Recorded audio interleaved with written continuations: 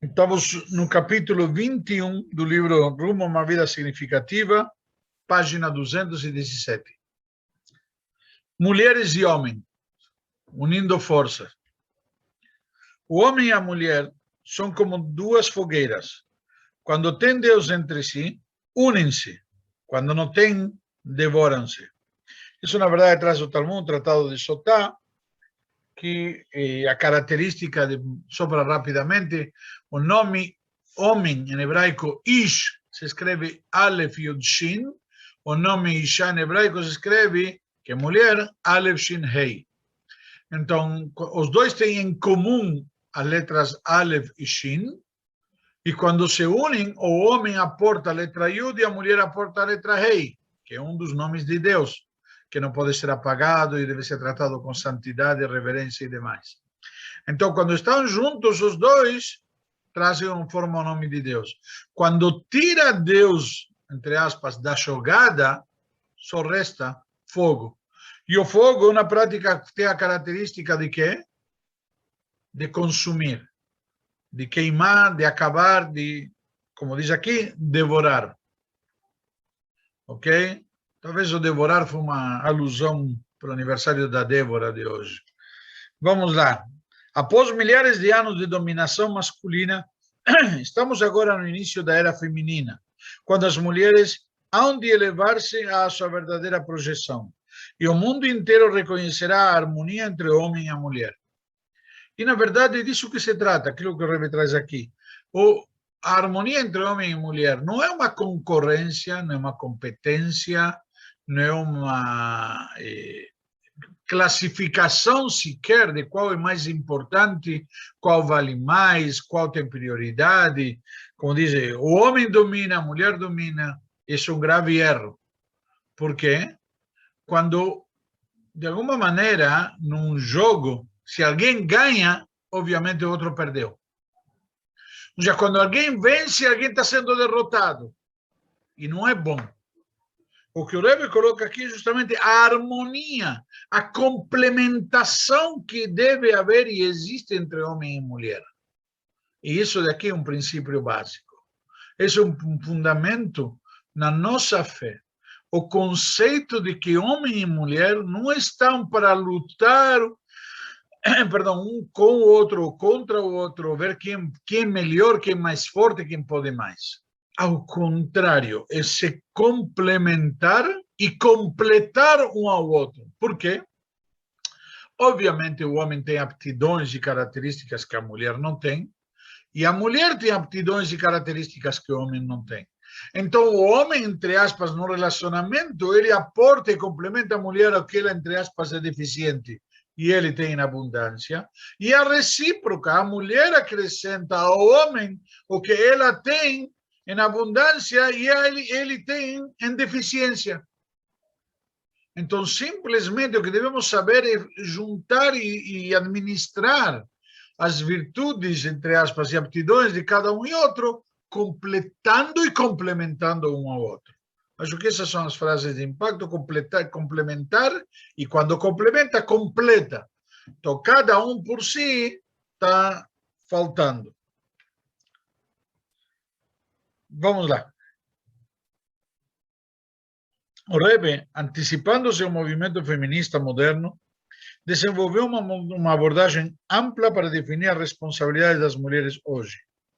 Em 1951-53, fundou o Lubavitch Women's Organization, chamado em hebraico Neshei Chabad, que inclusive tem um filial aqui no Brasil, ativa até hoje em dia, que incentivou e louvou a voz feminina. Os reforços incluíam a criação de turmas, seminários, publicações e programas sociais. Várias vezes por ano, o Rebbe falava exclusivamente às mulheres da comunidade, incentivando-as a que tivessem função ativa na educação e na perpetuação de valores mais elevados. Tais atividades eram mais do que direitos inalienáveis das mulheres. Acreditava ele, eram deveres das mulheres. E, em 1975, o Rebbe criou uma campanha para que no Shabbat Todas as sextas-feiras, antes do pôr do sol, as mulheres e meninas judias acendessem velas. Ele ensinava que a escuridão espiritual dominante deveria ser combatida com o máximo de luz possível. Nós já estudamos isso em algumas oportunidades, que é um princípio importante no judaísmo, que é me'at or docher bechosher. Um pouquinho de luz dissipa, afasta muita escuridão. E quando eu quero tirar a escuridão, não preciso fazer mais nada do que acender a luz. Então, na parábola, como o Rebbe diz aqui, quando você tem a escuridão espiritual dominante hoje em dia, o que devemos fazer é trazer mais luz. E, consequentemente, dissipar-se essa escuridão. E imaginem quanta luz se acrescenta ao mundo todas as sextas-feiras, afirmou ele, quando mulheres e meninas no mundo inteiro acendem esses milhões de velas.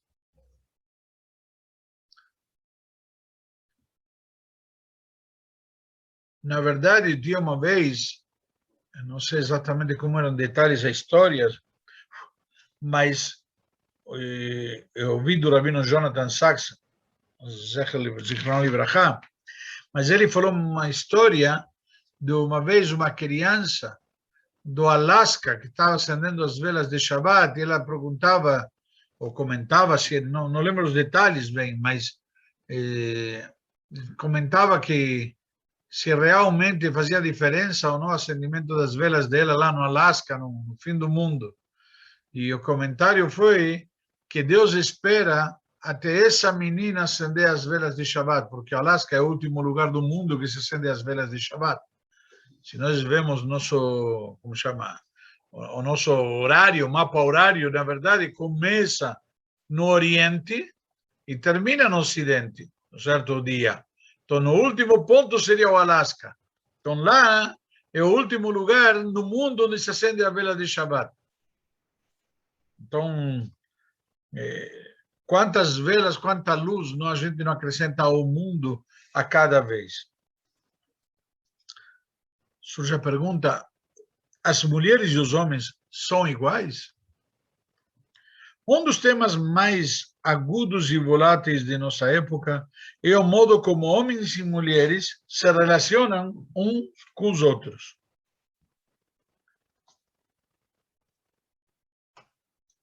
Depois de muitos anos de estruturas de poder dominadas pelos homens, as mulheres estão decididas a ser tratadas de forma justa e equânime nos locais de trabalho, nas salas de aula, no governo e na família. De fato, em tudo na vida. A luta irá terminar um dia, ou homens e mulheres estão fadados a um conflito eterno. Quais são as raízes desta discórdia? É mais importante, quais são os papéis específicos do homem e da mulher? Estas questões são imperiosas, pois a maneira como nos definimos como homens e mulheres determina em grande parte quem somos e como vivemos nossas vidas. Hoje em dia tem uma crise muito grande de definição. Quem é homem e quem é mulher, e o que é homem e o que é mulher, etc. E tem pessoas indefinidas até os 18, 20 anos. Ainda não decidiram o que são ou o que querem ser. Às vezes nenhuma das duas não decidiram. O modo como nos identificamos com o nosso sexo reside no próprio âmago da essência de uma pessoa. A sociedade contemporânea está apenas começando a se aprofundar nas verdadeiras distinções entre homens e mulheres. Além das óbvias diferenças fisiológicas, também existem diferenças no modo com que homens e mulheres pensam, falam, se comportam. Algumas destas se devem ao condicionamento social, mas outras podem remontar às características inerentes de cada sexo. Hoje é grande o desafio para homens e mulheres serem honestos interiormente acerca de sua relação com o seu sexo em particular. Cada vez mais, as fronteiras têm se confundido. Aparentemente, homens e mulheres são iguais, Inclusive, erroneamente, a sociedade tenta impor uma liberdade feminina, uma igualdade que não tem cabimento, porque tentar de tratar como iguais os que são desiguais. E se alguém não percebeu que homem e mulher somos desiguais, então tem um problema sério. E, na verdade, nós vemos que a realidade acontece. Está terminando a Olimpíada, e na Olimpíada dá para ver muito bem. Tem competência de homens e competência de mulheres, não é misto. Por quê? Porque as aptidões de cada um são diferentes. Não tem sentido competir uma mulher com o homem. É óbvio. Então surge a pergunta, mas são mesmo? Somos mesmo diferentes ou mesmo iguais? Estamos em um processo de crise de identidade em massa. Cada sexo, num honesto empenho por igualdade, sacrificou sua própria particularidade. Na escola, no trabalho, na comunidade, homens e mulheres se integram quase totalmente como consequência. Existem dúvidas abundantes sobre suas similaridades e suas diferenças. Na tentativa de ajustar-se à sociedade, especialmente ao mercado de trabalho, homens e mulheres frequentemente se comportam de uma maneira que sufoca suas naturezas. E nós vemos na prática, muitas vezes, a gente vê mais, como se diz, mais plausível e tangível, mulheres que querem um sucesso profissional têm que sacrificar sua vocação de ser mãe, sua naturalidade de dona do lar. E talvez não é essa a função dela. Por quê? Porque ela tem um dom natural. A mulher pode cuidar, pode trabalhar e, ao mesmo tempo, tomar conta da casa. O homem já não dá. Tem raras exceções. Mas não é da característica do homem. Não é da aptidão dele. Mulher consegue falar numa conversa de 10 assuntos diferentes. O homem dá tiuti. Espera aí, vamos terminar um assunto e depois tratamos do outro. Para a mulher é todo um lugar só, toda uma definição. Mas, na verdade, devemos reconhecer e admitir que somos diferentes. Não é melhor ou pior. Esse é o erro. A nossa sociedade cataloga como melhor, pior, maior, menor, prioritário, secundário, etc. A fim de se protegerem, eles podem ser agressivos em demasia. A fim de contentar a todos, eles podem ser passivos em excesso. Nossa percepção do papel dos sexos se formou e se distorceu por anos de planejamento social, manipulação e abuso. Muitos homens utilizaram sua força para dominar mulheres e se prevalecer de suas posições de autoridade. E as mulheres, ansiosas por imprimir sua própria marca na sociedade, ficaram cada vez mais frustradas. Num esforço contrário, algumas mulheres se tornaram igualmente agressivas para fazerem valer seus direitos. Como podemos desfazer esta desordem e revelar o verdadeiro homem e a verdadeira mulher, que se encontram ocultos por trás destas distorções? Em primeiro lugar, precisamos entender como e por que Deus criou o homem e a mulher. A pergunta que muita gente faz é esta: Deus criou o homem e a mulher como iguais? Ou seja, na prática, Deus não criou Adão e Ivo. Deus criou Adão e Eva. Certo? Se Deus quisesse que existisse só um sexo, fazia Adão e Ivo. Mas a Hashem nos criou para serem iguais? Que se quebrou o molde e deu defeito de repente? Isto equivale a perguntar se um engenheiro construiu da mesma forma duas partes de uma máquina. As partes podem ser completamente diferentes uma da outra, mas em uma delas a máquina pararia de funcionar ou funcionaria mal. Como afirmam os sábios, Deus não criou nada em vão. Portanto, precisamos admitir que homem e mulher foram criados deliberadamente como dois seres equivalentes, embora cada um com um papel distinto para desempenhar em relação a uma única meta. Ou seja, os dois em conjunto. Aquilo que falamos antes, completar-se e complementar-se. Ou, aliás, se complementar para se completar. A fim de entendermos a natureza essencial do homem e da mulher, precisamos colocar de lado a limitada subjetividade humana e perscrutar por intermédio dos olhos de Deus. Todos os seres humanos, homens e mulheres, foram criados com o mesmo propósito. Todos. Unir corpo e alma, a fim de tornar a si mesmos e a seu mundo um lugar melhor e mais sagrado. Ou seja, tem que ter aqui uma complementação de corpos e de almas. Por isso que o homem não casa com qualquer mulher. Com todo respeito, o animal pode acasalar com qualquer macho, com qualquer fêmea. Mas o homem e mulher, como diz aqui bem o Rebbe, tem um propósito de quê? Unir corpo e alma, a fim de se tornar a si mesmos e ao seu mundo um lugar melhor e mais sagrado. Essa frase aqui é fundamental. Em sua devoção a Deus, não existe absolutamente distinção alguma entre um homem e uma mulher. As diferenças residem apenas na maneira pela qual sua devoção se manifesta. Homens e mulheres ganharam diferentes instrumentos com os quais realizaram o seu objetivo comum.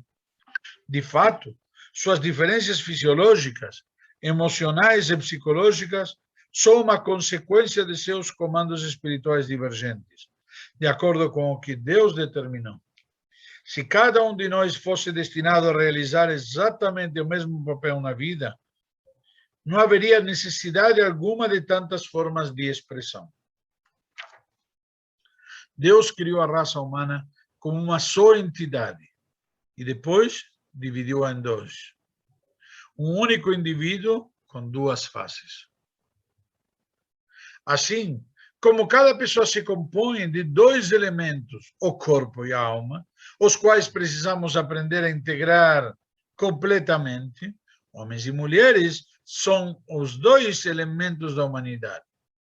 A unidade entre homem e mulher é vivenciada de forma mais profunda no âmbito do casamento, por intermédio do qual tanto o homem como a mulher, cada um a seu modo, pode conseguir o máximo de potencial para o crescimento, aprendendo a transcender sua própria individualidade. Homens e mulheres são atraídos uns pelos outros porque ambos anseiam por ligar-se à sua metade, os parceiros com quem originariamente estavam unidos antes de serem divididos em dois. Paradoxalmente, por intermédio da incorporação de uma personalidade à outra, uma pessoa tem a capacidade de alcançar sua essência mais pessoal, sua verdadeira individualidade. Então, quais são os papéis do homem e da mulher? A fim de apreciar a harmonia entre homem e mulher, precisamos apreciar sua uniformidade no serviço a Deus. Quando homens e mulheres reconhecem e se unem humildemente em seu propósito compartilhado, com uma compreensão de que através de sua uniformidade, a autorrealização da forma mais pessoal virá a seguir, eles podem desenvolver respeito mútuo um pelo outro, como verdadeiros iguais, onde na prática o fato que cada um tem uma função diferente não significa que não são iguais. Numa empresa, se tiver dois sócios, onde um se dedica a comprar e um a vender, ou um se dedica a produzir e outro a vender, consequentemente, qual é mais importante do que qual?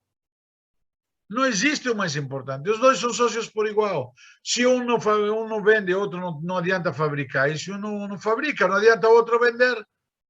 Os dois, por igual, se complementam e trazem o sucesso da empresa. Da mesma maneira, como diz aqui, num casamento, num bom relacionamento. Quando eles servem apenas às suas próprias necessidades, existe espaço para a desavença entre eles. Mas a pergunta permanece: por que Deus precisou criar homem e mulher? E qual é o papel específico de cada um? Homem e mulher representam duas formas de energia divina.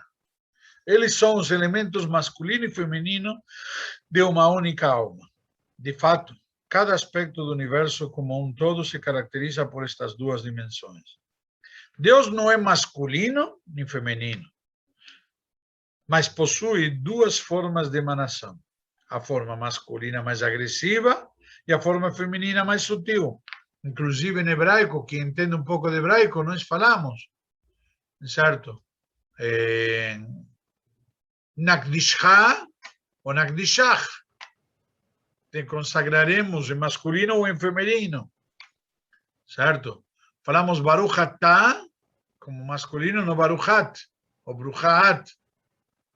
Então, em determinados momentos, damos a característica masculina ou feminina. Por quê? Porque tem essas duas maneiras de interagir, Deus com o mundo. Para que um ser humano leve uma vida completa, deve ter ambas as formas de energia. O poder de expressão e o poder de deliberação, o poder da força e o poder da sutileza, o poder de dar e o poder de receber. Na forma ideal, estas energias se fundem completamente. Homem e mulher abrangem ambas as dimensões. Em geral, entretanto, em sua forma mais pura espiritualmente, não distorcida por pressões sociais e culturais, que temos que saber deixar de lado, e ser objetivos, homem e mulher personificam essencialmente essas duas energias, uma destas duas energias. Os homens são fisicamente mais fortes, por natureza. Com frequência, um homem é mais agressivo e mais voltado para o exterior, contrastando dramaticamente uma mulher, com frequência, personifica um ideal de dignidade interior. Como diz o rei Davi nos Salmos, Kol kvudavat melech pnima, toda a honra da princesa se encontra no interior.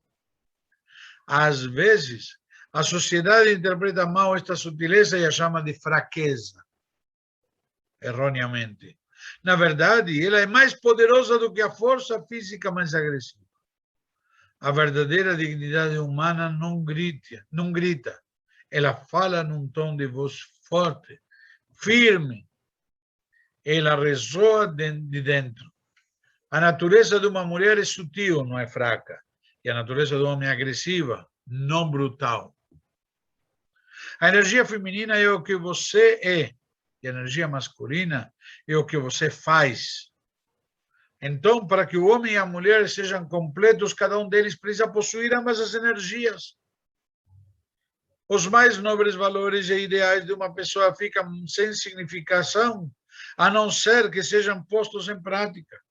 Da mesma forma, portanto, a prática sem o ditame de uma voz interior de verdade não tem significado. Em geral, o papel primordial do homem é o de utilizar a sua agressiva energia masculina para purificar o mundo material. Ao passo que o papel primordial da mulher é o de utilizar sua sutil energia feminina para revelar a divindade inata em tudo o que existe. Ou seja, enquanto que o homem, de alguma maneira, purifica, pule, por assim dizer, tira a aspereza, que é um trabalho de força, a mulher revela o que já se encontra dentro. O homem sai à procura da divindade, a mulher absorve a divindade. O homem fornece a semente para criar a vida, a mulher gera a vida. O homem ensina seus filhos como viver, a mulher é vida. O homem dá amor, a mulher é amor. Isto não quer dizer que só o homem pode purificar o mundo exterior ou que só a mulher pode revelar a bondade inata. De fato, a experiência demonstrou que em conquistar e produzir mudanças no mundo, a abordagem feminina pode, frequentemente, ser mais eficaz do que a abordagem masculina, que muitas vezes depende da confrontação. O homem vem e bate de frente. A mulher não, a mulher vai, como se diz, chavecando. Portanto, o homem precisa buscar sua sensibilidade e sua sutileza, ao passo que a mulher precisa buscar sua firmeza quando necessário. A resposta não é que homens e mulheres tentem ser similares. tampouco quanto a isso, que os homens sejam iguais aos outros homens e as mulheres sejam iguais às outras mulheres. Deus não criou vários homens diferentes para que eles se tornem iguais. Hashem criou cada ser humano diferente para que ele aporte a sua individualidade e complemente em harmonia a todos os outros. Todos os homens e todas as mulheres devem ser eles mesmos. Como dizia Rav Zusha Danipoli, quando depois de 120 anos, está escrito que quando você chegar lá em cima, o Tribunal Celestial vai te fazer algumas perguntas. Ele falou, essas perguntas que estão no Talmud, essas perguntas não me assustam. Só uma pergunta que não consta da relação me preocupa. Ou seja, se vão me perguntar se dediquei tempo para estudar a Torá, eu vou ter resposta.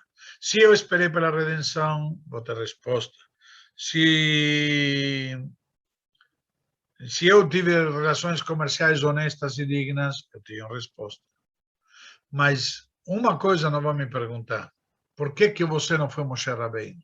Por que você não foi David Amelech? Por que você não foi Maimônides? O que vão me perguntar, por que não fui Motul Malovani? O Rav Zusha disse, o que não vão me perguntar, por que não fui Zusha? O melhor Zusha que eu podia ter sido, que deveria ter sido. Ser a melhor expressão de mim mesmo. Me superando constantemente. Então, na prática, como diz aqui, todos os homens e todas as mulheres devem ser eles mesmos. Hashem não pretende que você seja outro. Percebendo que Deus deu a cada um de nós habilidades, aptidões, ferramentas com as quais perseguir nossos objetivos e que nossa responsabilidade essencial é tirarmos o máximo de proveito destas habilidades, ou seja, sermos a melhor expressão de nós mesmos que podemos ser, considerando as ferramentas, aptidões e elementos que temos. Ou seja, Deus não vai pretender que eu seja um grande Hazan, um Pavarotti, um tenor. Eu garanto que isso de mim a gente não está esperando. Aliás, ninguém está esperando, ao contrário. Deus pede que o homem compreenda a si mesmo no contexto de sua masculinidade, a qual incorpora seu eu feminino, mas não tem que ser muita dose de eu feminino, não, também. E pede que a mulher entenda a si própria no contexto de sua feminilidade, a qual incorpora seu eu masculino. E, acima de tudo, em última instância, cada um de nós é responsável como ser humano autônomo em relação a Deus e à sociedade. Você é responsável de quê? De transformar o mundo e a sociedade num lugar melhor. A fim de reunir forças de um modo saudável e construtivo, homens e mulheres precisam, em primeiro lugar, aprender a apreciar seus verdadeiros eus e suas verdadeiras diferenças. Primeiro, tenho que saber quais são minhas aptidões, minhas virtudes e também meus defeitos, que devo melhorar e aprimorar. E depois identificar o próximo, a fim de quê? De podermos complementar e completar um ao outro. Isto inclui uma certa modéstia e um certo respeito mútuo na maneira de vestir, de se comportar e de se comunicar, como também o reconhecimento de que uma união física entre homem e mulher só é possível dentro da união divina do casamento. Porque, como vimos antes, é uma complementação de corpo e alma. Senão seria somente carnal e estaria faltando um principal componente. Não é coincidência que um bom casamento exija tanto a dimensão feminina quanto a masculina, para que um casal colabore na construção de uma união sólida, possuindo ao mesmo tempo a fé introspectiva para enfrentar as inevitáveis vicissitudes da vida. O marido e a mulher procuraram um rabino por terem um desentendimento. Não é novidade. Não é novidade procurar o rabino quando tem desentendimento. E não é novidade que o casal tenha desentendimento. O marido defendia que a mulher é maior que o homem pela sua capacidade de arcar com tantas responsabilidades no lar e no trabalho, por suportar as dores de parto, por ocupar-se com paciência dos filhos e, mais que tudo, por tolerar o marido. A esposa argumentava que o homem é maior que a mulher, porque além de ter de trabalhar árduo para sustentar a família e servir-lhe de protetor, ele deve suportar as queixas e os pedidos frequentes da mulher, mesmo depois de um longo dia de trabalho. Isso sem contar que, se Deus me livre, faltou a Chixe, não? Oh. Ambos estão certos, respondeu o rabino. A mulher de semelhante marido honrado é, por certo, honrada. E o marido de semelhante mulher abençoada é, evidentemente, abençoado. Quais são as forças que dividem o homem e a mulher hoje? É um grande desafio alcançar a mistura apropriada de energias masculina e feminina. Vivemos numa época em que o mundo material suplanta o mundo do sublime. Aos olhos de muita gente, quando o ego e o poder prevalecem, o estilo tem mais importância do que a substância. A forma do que o espírito, o equilíbrio verdadeiro e saudável entre homem e mulher se distorce. Suas energias distintas, em vez de se integrarem rumo a um objetivo comum, se expandem e servem apenas para separá-los. Quando damos mais ênfase ao material do que ao espiritual, as energias masculina e feminina começam a divergir e a energia agressiva masculina tende a dominar. Quando valorizamos mais o poder externo e o controle do que o lar e a família, quando valorizamos mais táticas comerciais agressivas do que a sensibilidade e a sabedoria, estamos estimulando o homem, ou melhor, as partes do homem que agem esta forma de expressão natural e confortável. Criamos desta forma um meio ambiente em que a energia masculina domina e é mais valorizada. Inevitavelmente, tanto o homem quanto a mulher sofrem desta distorção de prioridades. A sociedade também como se diz, de alguma maneira nos induz a isto. Mas são as mulheres que sentem seu impacto, pois as forças essenciais da mulher residem no sublime e no sensível, e isso que vinha faltando no mundo. Algumas rejeitam ou subestimam estas forças, interpretando-as erroneamente como sendo vulnerabilidade. Esta distorção é o posterior abuso desta distorção pelo homem é o motivo mais imperioso do feminismo de hoje em dia. E, de fato, ele se justifica. Embora o feminismo exija legitimamente ao fim da dominação masculina e direitos iguais para as mulheres, é vital chegarmos à raiz desta distorção.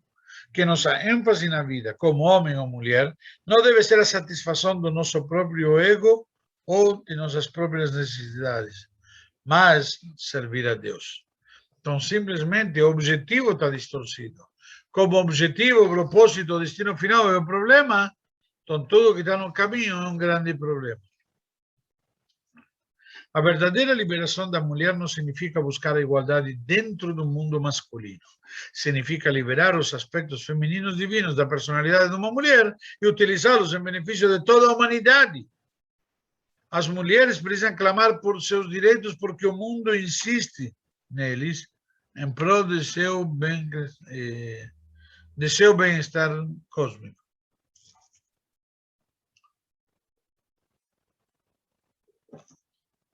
Mas muitas mulheres, assim como muitos homens, sucumbiram ao crescimento dos valores materialistas, à custa dos valores espirituais. Ou seja, na prática, a gente se transformou em muito capitalista, talvez a palavra materialista, mas tudo isso tem um custo.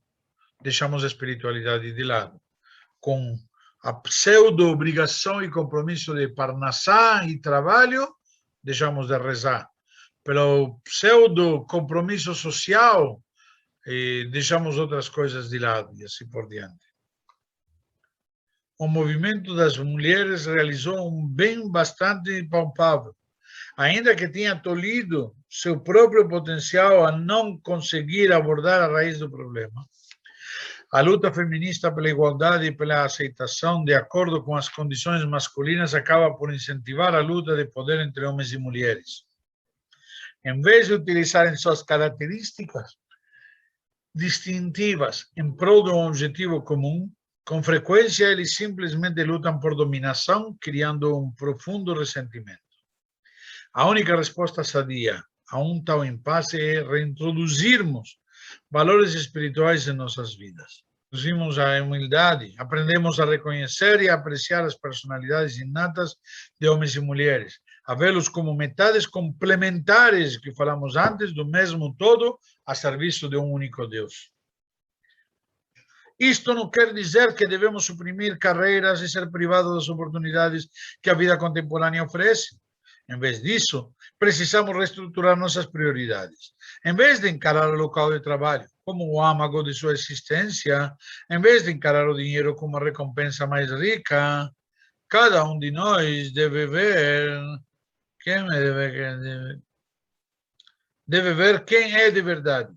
Um homem ou uma mulher criado de igual modo por Deus para utilizar suas forças específicas, suas características inatas no aperfeiçoamento do mundo.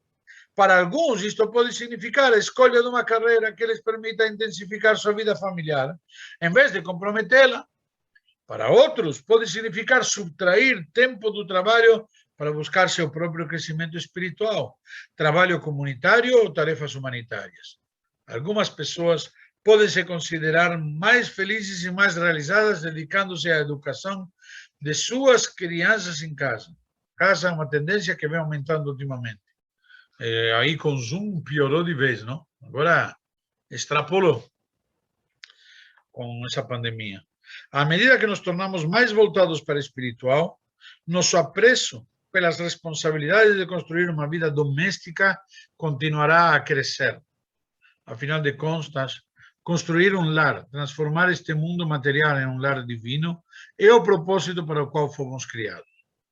Mas, seja buscando uma carreira fora de casa, seja fazendo do lar sua carreira, ou juntando os dois, é vital que você reavalie suas prioridades na vida e se concentre em seu papel como um homem ou uma mulher obediente a Deus.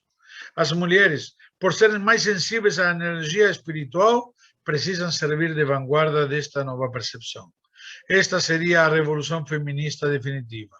Derrubar os muros que separam o espírito da matéria. Conduzir a rebelião a um estado em que haja uma verdadeira harmonia entre as energias masculina e feminina.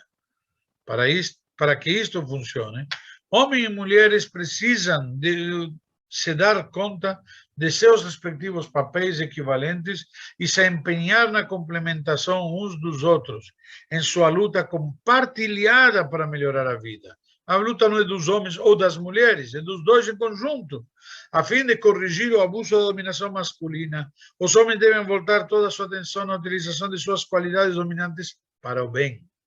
Eles devem utilizar sua força para proteger e preservar o caráter feminino, ajudando as mulheres a perceberem seu verdadeiro potencial na revelação da divindade, o que o mundo hoje precisa de forma tão desesperada. Precisamos utilizar a guerra dos sexos como um catalisador para nos aprofundarmos em nossos eu verdadeiros. Precisamos desfazer a distorção que obscureceu os papéis masculinos e femininos como duas energias divinas singulares. Singulares significa separadas, isoladas uma da outra, e vir a compreender como cada mulher e cada homem precisa se realizar. Devemos lembrar sempre que eles são as duas metades da mesma alma e que eles se complementam. Portanto, pergunte a si mesmo: você está sendo verdadeiro com sua natureza ou a está contradizendo a fim de ter êxito no mundo material? Aprenda sobre o que significa ser um homem ou uma mulher, sobre a energia masculina e a energia feminina. Aprenda a viver de acordo com seu potencial, a equilibrar estas energias para levar uma vida produtiva e significativa, uma vida divina. E, por fim, aprenda a apreciar e a respeitar seu complemento masculino-feminino. Após tantos anos de dominância masculina, estamos no limiar de uma verdadeira feminina. Somos testemunhas de um retorno a valores superiores. Nós reconhecemos que o materialismo não pode nos fazer felizes, que uma vida exclusivamente materialista é uma vida significativa se contradizem mutuamente.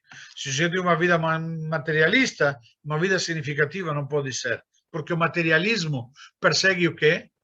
Futilidade. Vimos o ressurgimento da energia feminina, do poder da serenidade. É o momento agora da mulher acender a sua verdadeira proeminência, quando se permite que o poder sutil da energia feminina, natura, o poder evidente da energia masculina, perdão, nutra o poder evidente da energia masculina. Já a mulher é aquela que, já vou explicar isso daqui a pouquinho, nós já demonstramos que podemos utilizar nossa força para matar os demônios à nossa volta. Vamos agora aprender a alimentar a divindade interior. Um casal com problemas de comunicação procurou o Rebbe. A mulher dizia que o trabalho consumia o marido e que quando ele, afinal, encontrava tempo para falar com ela, censurava-a e era mandão. O marido afirmava que a mulher não tinha respeito por ele e não ouvia qualquer sugestão sua. Perguntou Rebbe, por que pensa que sua mulher não deveria ouvir você? Porque uma mulher deve ouvir o marido, respondeu ele. Mas por que deveria uma mulher ouvir o marido? Perguntou Rebbe. Porque o marido é o senhor da casa. Não, exclamou Rebbe. A primeira coisa que você, como homem, deve seguir é o mandamento de que o homem deve honrar a mulher mais do que a si próprio. E então, a mulher honrada terá um marido a quem ela possa respeitar e amar. Se o homem não preencher sua função, então é a mulher que deve, com respeito, fazê-lo refletir. Na verdade, está escrito que quando Deus criou o homem, viu que o homem estava só e não era bom, e falou, zelo eser kenegdo. Falei para ele uma ajuda na sua frente. Então, muitos dizem que Deus colocou a mulher para ajudá-lo. Mas tem um comentário muito bonito que diz, por que diz eser kenegdo? Uma ajuda na sua frente, contra ele. Diz, porque quando a mulher te confronta, quando ela está contra você, ela está te ajudando. Ela consegue extrair o melhor de você. Quando você simplesmente tem problemas e a mulher diz, coitadinho, coitadinho, coitadinho, você é um coitadinho. Mas quando a mulher te diz, não se preocupa, vamos em frente, estamos juntos, você vai conseguir. A mulher é justamente uma ajuda, um alicerce, uma motivação para ele. Quando ele está mal, não consegue emprego e a coisa está difícil, não consegue pagar as contas, ela não diz, du bist gurnish, você não é nada, você é um nada, você não presta. Não, ao contrário. Vamos lá, estamos juntos. E dá motivação para ele matar um leão a gritos a cada dia. Então, esta é a grandeza. A grandeza quando um complementa e completa o outro. É isso que se perdeu. É isso que, na verdade, nós somos vítimas, podemos dizer assim, somos vítimas na realidade da influência da sociedade. A TV com as novelas e tudo mais, Baruch Hashem, que não faz parte da vida de Torá, mas as pessoas hoje em dia simplesmente se deturpa todos os valores. A Torá nos ensina que a mulher, como está escrito, é a coroa do marido. Então, o que significa a coroa? A coroa é algo que ela implica a tua realeza, mas está por cima de você. A gente pensa que quando alguém está nessa situação é um defeito, é uma vergonha, humilhação, ou sei lá o quê. Que a gente possa aproveitar e melhorar, tanto o homem ser melhor homem, a mulher ser melhor mulher, e em conjunto conseguirmos atingir a plenitude e, se Deus quiser, que o mundo esteja melhor em breve.